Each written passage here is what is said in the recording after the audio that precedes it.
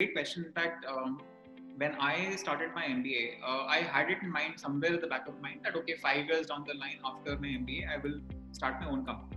At that time, I did not have an idea that what company, where, all that. But I thought probably along the way I will realize that what is good. As I joined my first company from campus, it was a Fortune 500 multinational, which was an electrical engineering company called ABB. I was lucky that at the age of 25, I was made the head of HR at a joint venture. So, which was the third year of the company, I was made the head of HR for a joint venture of ABB and the Birlas.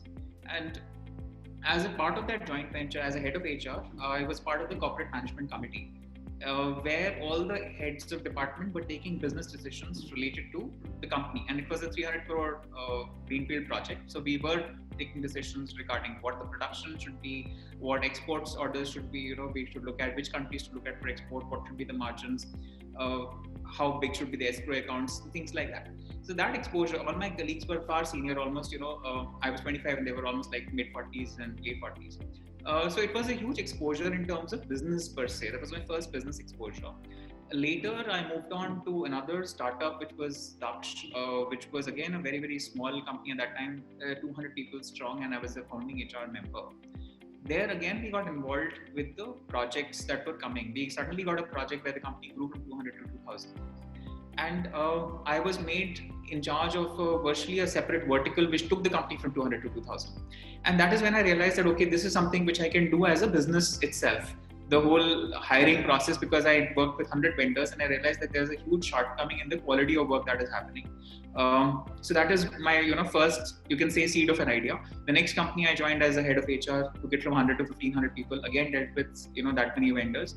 And I realized I was pretty sure that, okay, this is something which one has a huge revenue generating capacity, potential, and there is a gap in terms of what we expect companies are expecting and what is the available kind of, vendors that are available. So I got into that in 2004. As I was doing this business, another thing which really motivated me was that you get an idea, the next day you can execute it. You don't have to wait to get approvals and anything. So as an entrepreneur, that was something. After tasting success, I also joined some, as I said, I was talking about earlier about angel networks. I became part of some angel networks, which means we started investing in companies. And also a lot of startups started coming to us for mentoring. So that became the next stage where now I was helping other startups grow and mentoring and, evaluating their business plans and giving them feedback and also putting money in companies which I felt were, worth and would give much more returns. So that has been, you can say, the evolution of that entire entrepreneurial journey from a MBA student to head of HR as a part of the management committee to actually setting up my own thing, making that grow in terms of revenue, and then, now mentoring other startups. So that is.